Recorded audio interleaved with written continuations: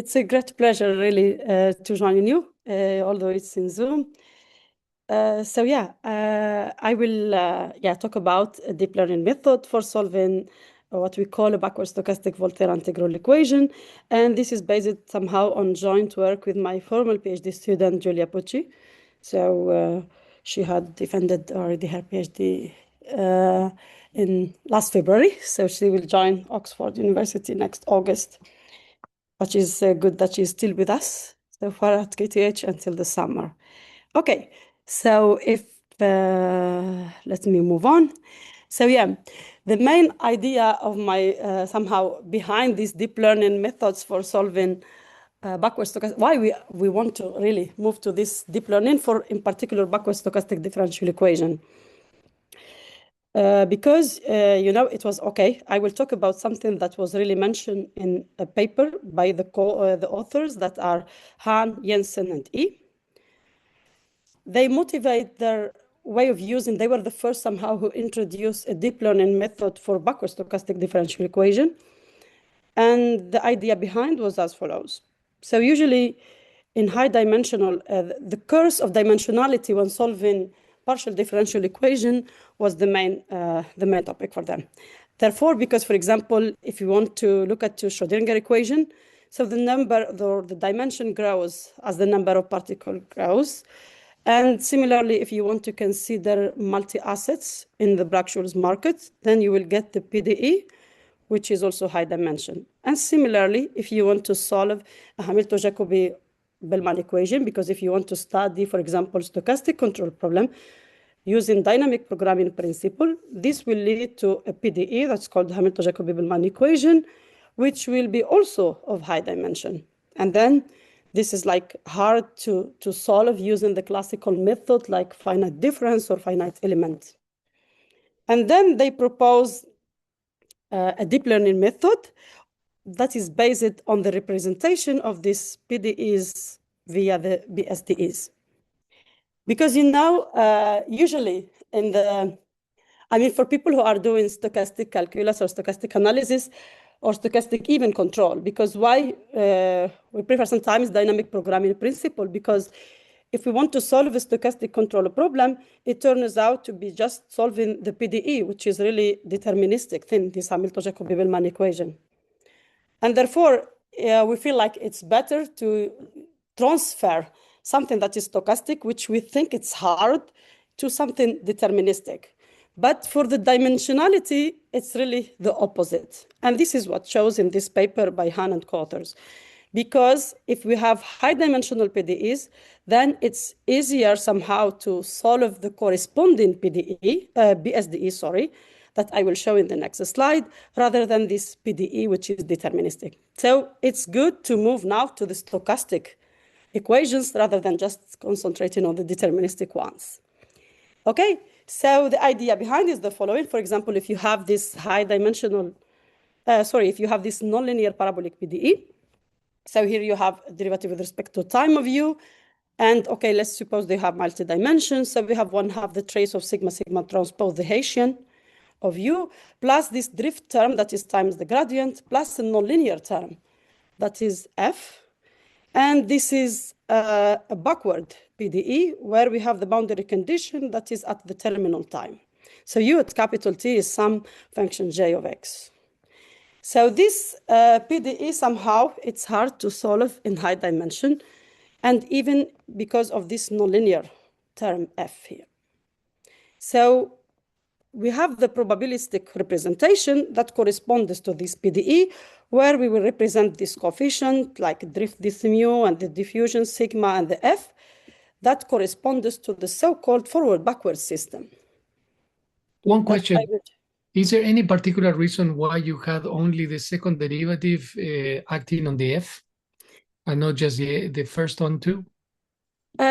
Because this is the corresponding to the solution of the BSDE, because this f will come in the next slide. It represents really the driver of the corresponding BSDE, where we represent the solution component of a BSDE that we will call y and z, that are really exactly the u, and the z is nothing than the sigma times the gradient, the Hessian of u.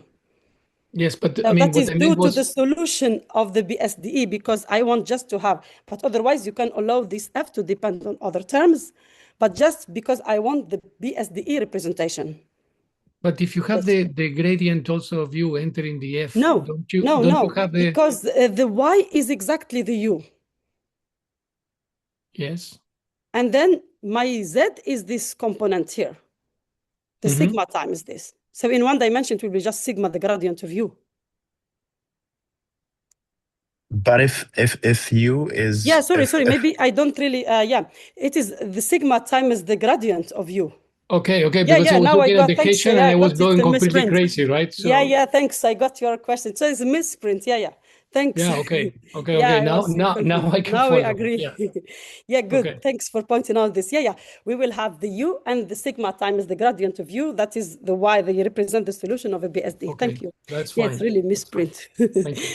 Thanks. So then, yeah, if we want to do, as I said, the probabilistic representation to this PDE, then we need to define the stochastic differential equation, which is just, sorry, yeah, I changed it, but I didn't delete the slide. I'm sorry. Yeah, because as I said, I want to explain it slowly. I was not sure if people know this BSDE. Then I want to focus on the initial value of the forward SDE. So we have this Ito diffusion that is called the forward stochastic differential equation, where we have the drift coefficient that is mu and the volatility sigma. And this is like evolving forward with respect to time, in a sense that at time t0, we know the value, it's just number x, and then we move forward. So this is a forward stochastic differential equation. But then the representation for probabilistic representation for a PDE is really a backward type stochastic differential equation that is dependent on that state variable x, which is just an Ito diffusion that I have showed in the previous slide. So here, why this is called a backward stochastic differential equation? Because it's really evolving backward in time. So we start with the terminal time horizon, for example, a fixed capital T that's positive. So we give the terminal value and then we move backward in time. So here, usually how this equation also appears first.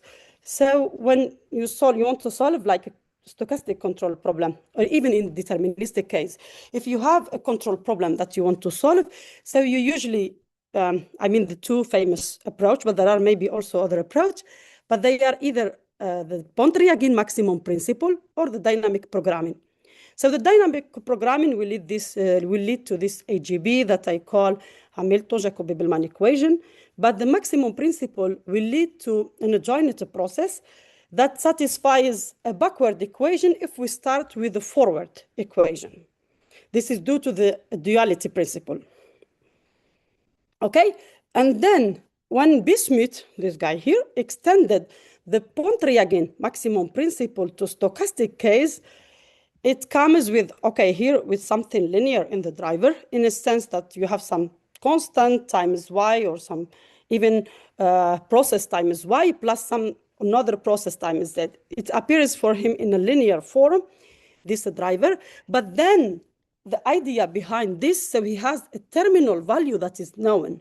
And then, if, for example, if we ignore all these integrals, for example, and we just focus on the first somehow component. So yt equals g at x capital T. So yt is ft measurable. However, gx at capital T is f capital T measurable, square integrable random variable. And therefore, we need somehow something so that we ensure that the right-hand side is, together with the left-hand side are both f little t measurable. And then the only way to do it is to include or to introduce a conditional expectation here. And then if I condition given ft, then everything is fine, okay? But then if I condition given ft, I know that this is an L2 martingale, this conditional expectation. And therefore, by the martingale representation theorem, I can show that there is a unique L2 process that I denote by Z, such that I can write yt as this. But it comes, okay, you can have just integral from 0 to little t by the martingale representation theorem, and then without this, for example, driver, and then this is a general form that takes this backward stochastic differential equation here. And then you just add this integral from little t to capital T. And we add this general driver that is this general somehow. And therefore, yeah, so then the solution of a BSDE is not like a stochastic differential equation where it was only one component solution here, x. But here we see that the role of this z that is coming from the martingale representation theorem is to make y adapted. And therefore, we call the couple of solution if you are in a continuous case. Then y, z are both couple solution of this backward stochastic differential equation. And if you have jumps, for example, then you will be triple and so on. But this z, if you now also remember the martingale representation theorem, it's really something abstract. So we know that there exists a unique, of course, a process z such that the martingale representation held. But the only way to get a representation somehow for z is through, I think, the Clark-Crocon formula, or when it is defined as just a Malieva derivative of this y. So once you have an explicit, for, I mean, particular cases, explicit solution for y, you can also compute the z explicitly.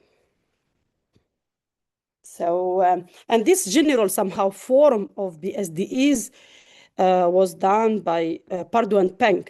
And even this PDE representation, yeah, now it's correct. It's not the Haitian anymore. So the z is just sigma times the gradient. So this PDE, or what we call a Feynman-Kak representation, was also given in the paper by Pardo and Peng. And then, you know, this type of equations, even Bismuth, when he studied this, he introduced all the tools. As I said, he introduced the z. Everything was written in a correct way. But here it was just for linear f. But I don't think he called it at that time even a backward equation. It was just the adjoint process until these two people here, Pardo and Peng, introduced this general form of backward stochastic differential, and they call it even backward stochastic differential equation. But yeah, since then, it has really an enormous somehow applications to finance in particular, because this was used by Duffy and Epstein like as a model for recursive utilities.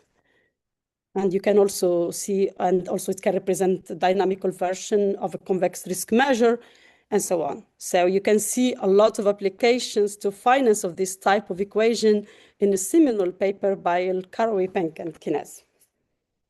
So before I move, if you have any, please, question about backward stochastic differential equation, just yeah, interrupt me. Okay, so everything is fine so far. Yeah, anyway, I proceed, but whenever you have question, just yeah, interrupt me. Okay, then there is, because as my title of the talk, it's a numerical way. It's a deep learning approach.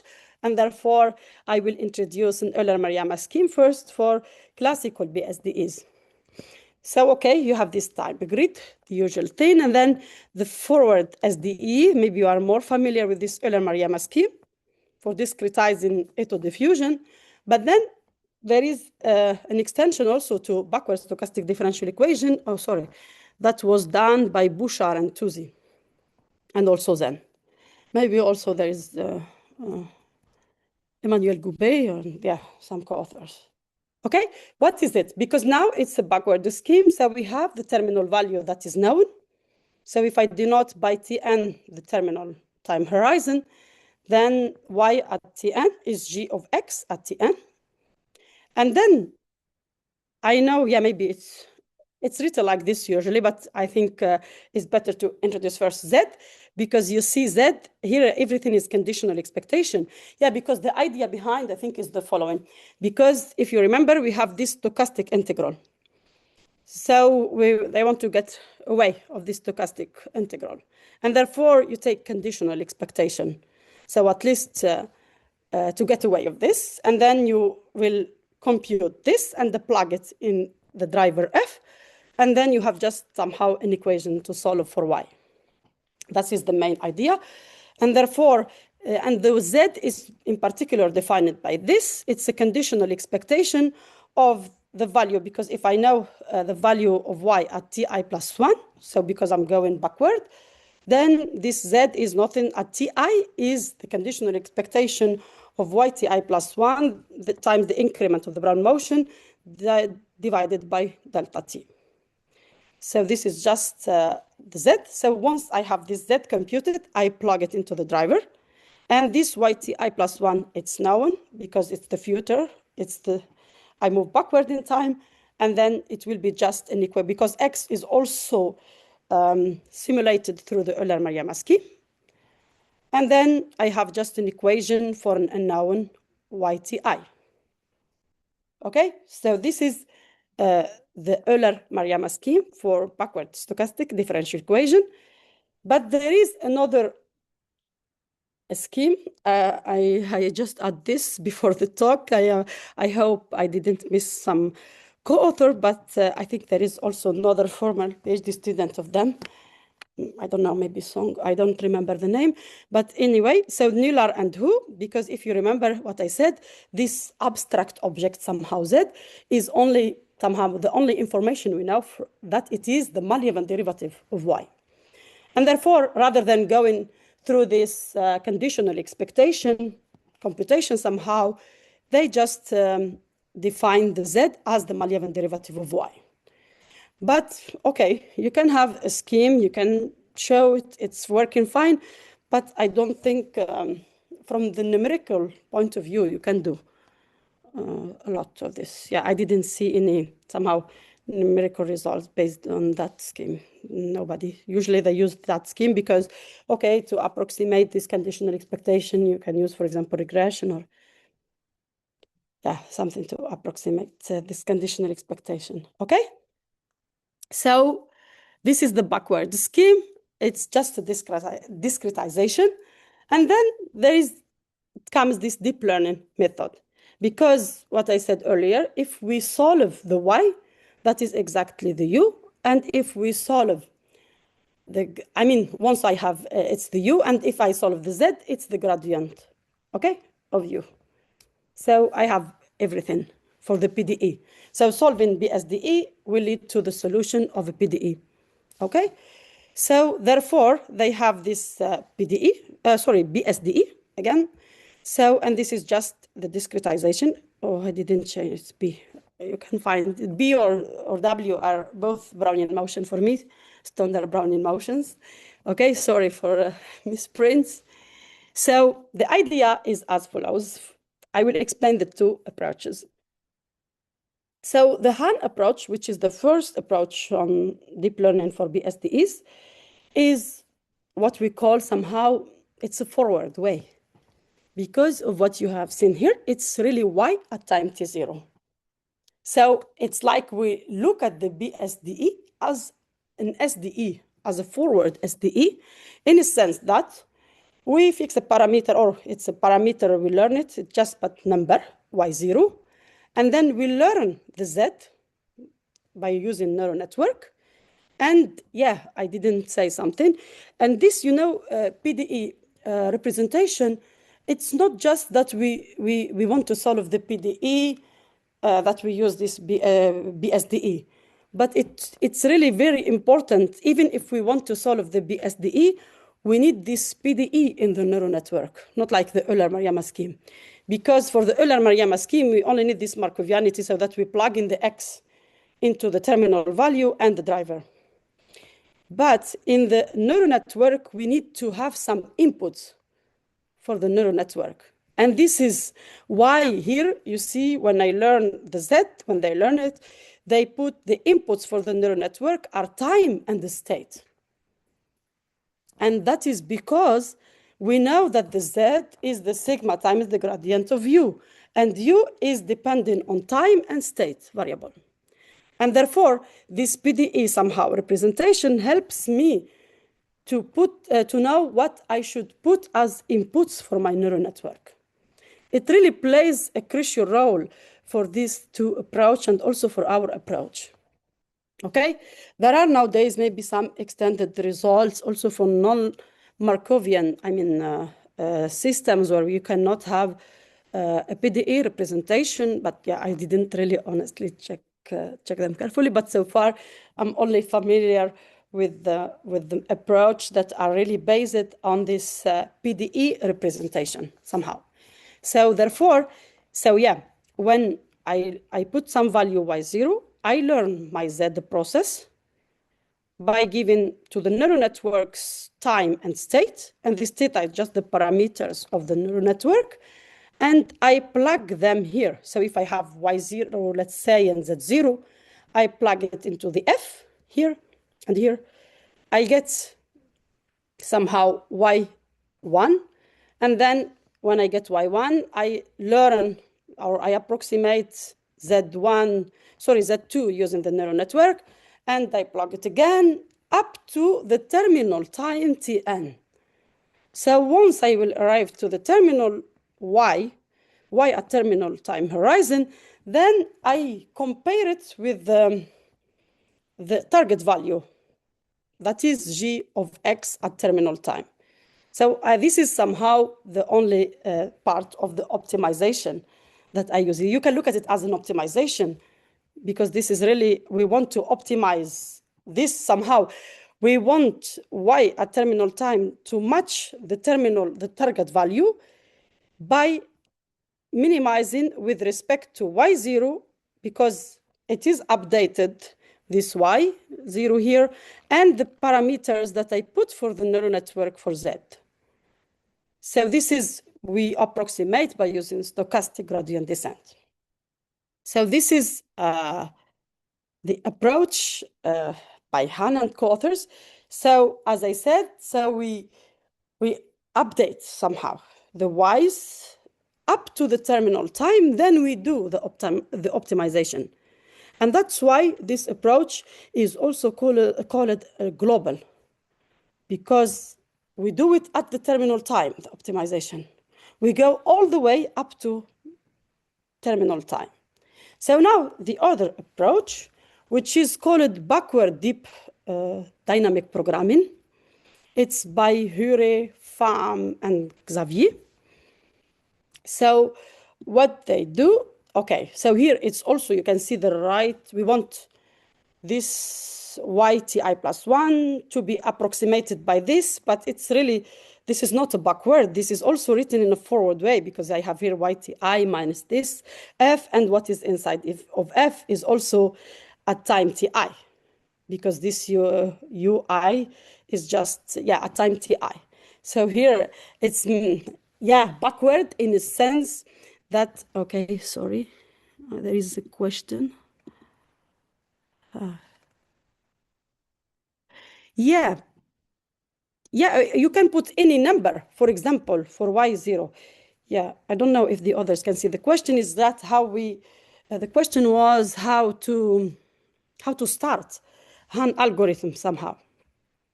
Yeah, you can put any number for y0, but then you learn z0. And you plug it, as I said, here you get y1. Then it will be your y1, and then you learn z2, and you plug it and so on. Okay, yeah, you can put any number at the beginning, because it's just a number here, y0. Okay, so yeah, the approach here, the Hure or Pham, I call it usually. Okay, this backward deep dynamic programming. Maybe it's backward because we learn both solutions, because the backward is a couple of solution y and z. So here it is, we learn both y and z, and then we want, yeah, for each fixed training time ti, we do the optimization. We want to check that my yti, this is my yti plus 1, to match what I have approximated using the neural network, because this ui is just yti that is from the neural network minus, it's exactly this. So at the end, I want to minimize, okay, I want to minimize, yeah, maybe I'm really using an old version of my talk file, but I hope, yeah, otherwise I really need to switch because I don't think this is the final talk since I saw here theta I. I think, yeah, I just put theta, just a notation misprint. So, yeah, so as I said, so here we want that this to be, at the end, we want yti plus 1 to be somehow equal, almost equal to this right-hand side in an optimization way here. And for each, as I said, ti, we do this optimization. And that is why also this is called local optimization, because for each training time ti, we do it. Not like here, because here we have to go all the way up to the terminal time and then do the optimization. But here, no, for each fixed ti, we do. So what you learn y and z, you plug it and you do the optimization. So it's like you can do, you can compute somehow YT1, I can compute YT2, and we put it together. So it's not like Han. And that is also, I think, one of the reasons why in Han approach, Han and Cotter, approach, they cannot have large terminal horizon, capital T. It was really done for a little time horizon. I think 0.00 something, not very large. But this one is done for more larger time horizon. But also you should put in mind that now we have really 2 neural networks to learn, and it's also time consuming. Okay, but this is somehow more, I feel, related to a backward definition, because as I said, they are coupled solutions. Then we learn them simultaneously. Once, both of them, and yeah, there is another thing here. You can sometimes have the dependency on time or not, but it's not a big issue. But I mean, if we relate it to the PDE, as I said, it's more realistic than to have both time and state. But I think it will not have any complication when we have when it is a continuous case. But if you move to a discontinuous case, then I think it's harder. Okay. And you know what I added here at the end, they could solve this Han approach, Black-Scholes, is for 100 dimension, and the relative error was 0.46, and the running time was really very short, 1.6 something second. Okay. So yeah, now it turns out that, yeah, but I think it's very, it's usually also the case when we have the course of dimensionality, then it's better to transfer the deterministic model into a stochastic model. Okay, now I will switch to my somehow main talk or topic, which is about something called stochastic or integral equations. So far what I have shown was like an Ito diffusion. Sorry, can I have a question?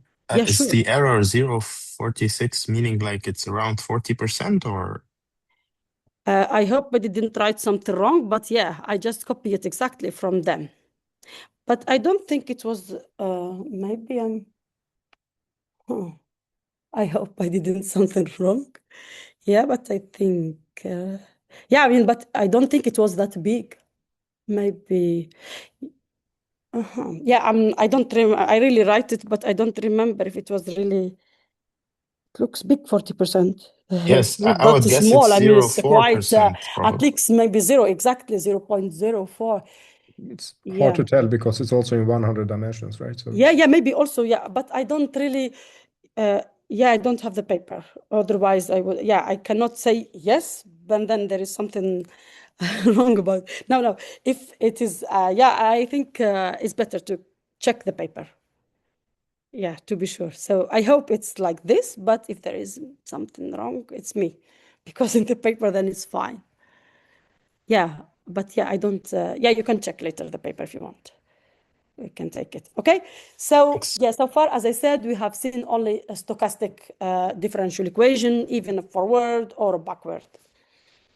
But the idea is that for stochastic or differential equations, that we can, it's equivalent somehow to move from a differential form into the integral form. But it's not the case now in integral equations. In particular, so what we mean by integral equation, for example, type of Volterra. So here x of t is some initial value, but it's also dependent on little t. So it's a process, although it's f0, for example, measurable. And then the drift is 0t b ts x sts. So we have here the dependency on the limit in time little t of both the drift and the diffusion, for example, the volatility. And then this is the future, the integration variable, S. So due to this extra t dependency, we cannot really, okay, this is not a semi-martingale in general, so we cannot write a differential form unless we assume that all these coefficients are smooth with respect to little t. So if they are continuously differentiable with respect to little t, then I can differentiate this. But this is the initial value, you can even take a number, it's not a problem. But we still have, I mean, in the drift and the volatility, we still have this dependency on little t, which somehow makes these equations very hard. So if it's not a semi-martingale, then the Ito calculus somehow break down. So we cannot use the usual calculus. And this dependency on little t, it's really, in a sense of memory. It represents the memory of this system. And also it's not Markovian due to this dependency. And they can represent also fractional Brownian motion because, you know, fractional Brownian motion is just integral with respect to Brownian motion of some singular kernel. Yeah, also the sigma can be just a fractional Brownian motion, then it's really what we call Rath volatility models. So yeah, this is, it goes really back to this type of equations to Abel. That's why there are some integral equations in deterministic way that was done by Abel. But okay, there are Fredholm, Bellman, yeah, many people had considered this integral equation. There are different types. In particular, we are interested on Volterra ones. And then, so now if I have this forward stochastic Volterra integral equation, in my talk, I will not really at all consider this stochastic forward and Volterra integral equation, but I just want to mention it so that there is also an analogous of this forward type that is also a backward stochastic Volterra integral equation that I'm interested in, and what I call type 1. I will tell you why, which is has been introduced. Yeah, I forgot. There is also another name, maybe, just to respect the other people who had introduced this. But then it had been really studied a lot in the literature by Young and co-authors. Okay, so what is this backward stochastic Volterra integral equation? So, okay, it's a backward. So the terminal value also is dependent on that limit in time, little t, but now it is f capital T. Still, it's square integrable, f capital T measurable, because it's the terminal condition. And then the driver of this BSDE is also dependent on that limit in time, little t. And then now the Z component of a BSVIE is also dependent on both times, t and s. And this is, if you want really to check, because for each t, we get a martingale representation theorem. And that's why this parameter somehow t appears also in the second component of a solution of the backward equation. Okay? So yeah, as I said again, due to this limit in time t, that is the current time dependency, so this is not a semi-martingale if the Z is not smooth enough with respect to little t. And then all, yeah, like the Ito-Wenzel theorem fails here for this case, like in the forward way. So we cannot somehow write dy of t if we don't have smoothness of all this with respect to little t. And if so, it will be really additional terms, partial derivatives with respect to t will be also added in the differential form, which makes also very complicated. Okay? So, but you know, I have shown that in some particular cases that it can be a semi-martingale. I will not really use maybe, it's a lot. I will not use a lot of time here. I am really late. So how to summarize it briefly? So what I did in particular is like this extra T dependency, I included somehow through an Ito diffusion, a usual stochastic differential equation, okay? And I consider only some particular cases, okay? So the only somehow general case that I could consider is the driver, which is independent of Z. And then by Ito-Wenzel calculus theorem, you could really, like Ito-Wenzel formula, you can show that this is a semi-martingale is fine. So everything, you can write differential form for these types. But if F is smooth enough, okay, with respect to both X little t and X capital T. I will go fast maybe. And then there is what we call also a path-dependent PDE representation for this backward stochastic Volterra integral equation, which is also done by Young and co-authors, Wong and Young. And then, in this path-dependent PDE, so the Z, the PDE will somehow have also both times T and S, and also, I mean, for T, you get X of T, for S, you get also X of S. So for example, in Y, we will get the sigma, because as I said, I consider just the Ito diffusion, stochastic differential equation, okay, with coefficient now I change, it's B, okay, before it was mu, but it's just the drift is B, and the diffusion is sigma for my, and here I just consider a one-dimensional case, so you have only the sigma square, you don't have sigma times sigma transpose, and the trace or Hessian, it's just the gradient, okay? So then the Z, the problem is in the Z, because it is 2 times, it's bi-temporal somehow dependency on time in Z. Therefore, I have the U should be dependent on TS, XT, and XS.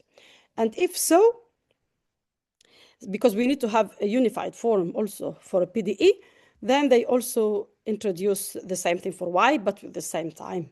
I have, for example, SS, XS, XS. But the change on time will be in particular for Z. That is the main, somehow, difficulty will come from Z in these equations. So since we have now a path-dependent PDE representation, or this PDE representation for Volterra BSVIE, then we can imagine, or we can also, we can say, okay, I can approximate, because we will use the Hure and Co. Feynman and Xavier approach, which is a deep dynamic programming principle, to approximate via neural network my BSVIE, and therefore I will need a neural network for Y and a neural network for Z. And then for Z, I need to put as inputs T and S, XT and XS. That is the main difference with the classical, but it's really very complicated, okay? And therefore, so the inputs for my neural network for Y, it's a feed-forward neural network, also as before in the other approach. So we put as inputs for Y, it's T and X, but then for the Z, we put 4 components of inputs, and then we have some hidden layers, and we get out the output that is YT, and here's ZTS. Okay, so here in particular, what we have used in numbers somehow, the inputs are time and X, but X can be really, it's multi-dimension, it's n dimension, and the Y also is m dimension. And then we have the inputs T and X for Y, and then we have 3 hidden layers. I don't know here, it's wrong, because they should be 3 hidden layers, and for each, they should have 40 neurons per layer. And the output is YT, okay? So it's a feed-forward. So in sense here, you have this linear form. So the weights times the input plus the bias, and then you apply an activation function that is tangent hyperbolic, which is a nonlinear thing. And then your linearized will be an input for the other hidden layer somehow. And then you apply again the nonlinear function, activation function, and so on. So this is my neural network for Y. And for Z now, since I have 2 times dependency, so I will have as we have seen, 4 inputs, and this is from the path-dependent BDE that I know that I will use 4 inputs for my component Z. And then it's the same thing. It's a feed-forward neural network. But now, for each hidden layer, I use 18 neurons. So which means a double. So that is the way, because it's double times. So then we use double neurons. Okay? And you can see that, maybe I was fast. Here in this BSVIE that we consider, it was written somewhere, maybe type 1 here.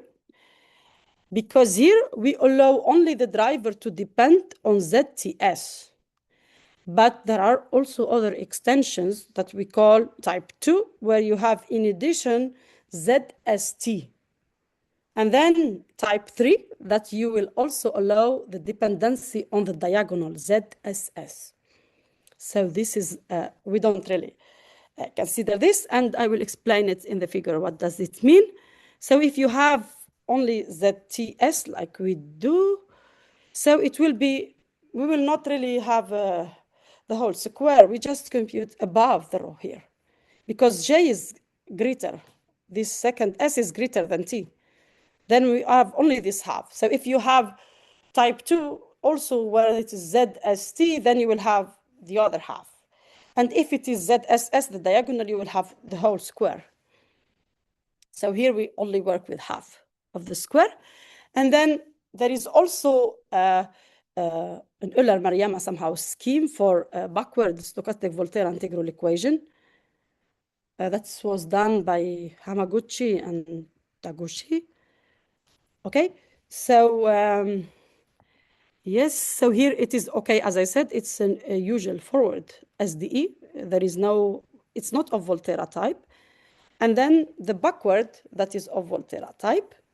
So here L and K are the 2 times dependency.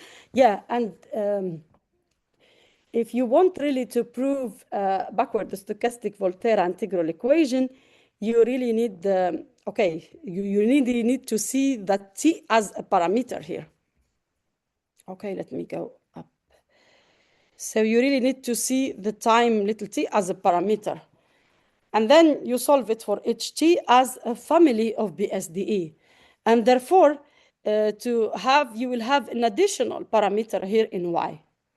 And this is exactly, for example, you can have YTS, and this is, it will be phi S, plus same thing here, you will have, you will fix T as parameter, but you will have both variables. The variable will be S, okay? And then, you change. So therefore, also for an Euler-Maruyama scheme for backward of Volterra type, it's also in this way. So you will have the Y also depending on both times. So Y, T and S, both Y and Z are dependent. But if you see here what is inside the driver, it is just one time, okay? Dependency. But outside, you define it this way. And then the terminal value is here depending on little t, of course, and then xt and x at capital T. And the driver, as I said, is depending on both times, ts, like what we have seen, and then xt, xs, and those ys and zts. Since we don't have, we have type 1 BSVIE, okay? So if I take conditional expectation, then the stochastic integral is already computed here, like in the classical BSDE. So this was, had been shown in this paper, which is a really recent paper. And therefore, our target here, it's really BSVIE, our target that has, we need to learn Y and Z, as I said, and we plug them in the driver, and then we compute. We get this, that I did not buy, capital TK. And then for each training time TK, or I fix TK, for each TK, we do the optimization that we want our Y to be as close as possible as this target BSVI is, or it's like a forward But here, yeah, this TK. It's exactly like in the Hurry, Pham, and Xavier approach, okay? So we plug in both neural network inside the driver, and then we want the Y to be as close as possible as this. For each training, we do the optimization. Here, yes, we do two different learning parameters. So for Y, yeah, it's theta, and here it's eta, but yeah, you can use one notation is also fine. Yeah, sorry. Yeah, this is not Hamaguchi and Taguchi. It's our it's our neural network. So it's us who did that. And then we could show the following conversions. So this is really Hamaguchi because they show that the continuous BSVI backward Volterra converges to the discretized backward Volterra. This is their discretization somehow. But for us, we add in addition that this discretized one converges to the ones obtained from the neural network. And you can see, really, it's a big difference somehow with the classical BSDE, because in the classical BSDE, the error somehow was, yeah, I will only focus on Y and Z, because this is a deep learning for Hurry and co-authors, Pham and Xavier. They have the sum, and then the n, which is the sample, the number of samples, times the error for Y, plus the error for Z. But now for a Volterra type, we have n squared already, another n multiplied for the error for Y, and a double sum for Z, also multiplied with the n. So it's really, which we should really be expected, because we have an additional time dependency. And therefore, the Y would converge, the continuous one will converge to the neural network one. Okay? So, and then, yeah, if you we want to check, of course, to test our algorithm. Therefore, we need to have some explicit solutions for our backward equation. And you know, for backward stochastic differential equation, if you have a linear driver, and this is what I said, that in the first time, this BSDE, when they appear, when Bismuth studied the stochastic version of the Pontryagin maximum principle, he obtained in a joint equation, which is a linear BSDE. And then this linear BSDE, you can solve explicitly, okay? So, okay, the technique is for linear BSDE does not at all, the technique does not work for the Volterra case because no Ito calculus, as I have said. And therefore, there were a paper by Hu and Oxendal who had showed that there exists a closed formula, but for a particular type of linear BSVIE. And why I say particular type, because you see here, they have the TS, because, okay, the driver was dependent on both T and S. So you could also allow the Z coefficient to depend on T and S. But for their technique, it's not possible. So they allow only the Y coefficient to depend on T and S, but not the Z. Why? Because they want to use Girzanov change of measure to first get rid of Z. Okay, so if you use Girzanov change of measure, this will be killed, and then you apply conditional expectation under that change of measure, your Y will look like this. This is the final form. Yeah, it should appear with this psi with Y, but then again, they define again the Y by that definition, and they plug it inside, and then by recursion, they could show that the final form of this BSVIE, linear one, is nothing than the conditional expectation of the terminal value plus the integral of the terminal value times that kernel here. That is just a series of this, because you will have integration against different values of these files.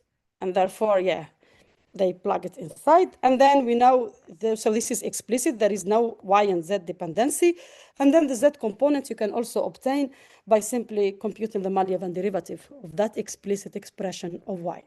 And therefore, we can, yeah, I don't have much time.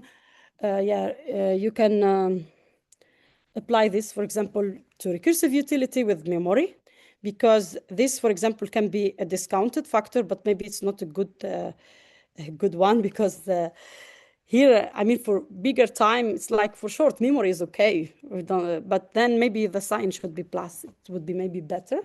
Or you can have hyperbolic discounting, like what we did also for reflected BSVIE. So this is like extension of recursive utilities to having memory affect in the model. This was introduced first by Young, and also have done something with Oxendal. Yes, so therefore we could have the explicit solution for y and z that we could test.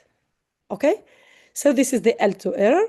It's really small, and yeah, let's see. I don't have much. Okay, yeah. This is just the learned y against the explicit solution y. And similarly, this is the surface, but you see it's not in all the square. As I said, we only work with the half. So, but when I think you look at from above, it looks like this, but it's really the half of the square.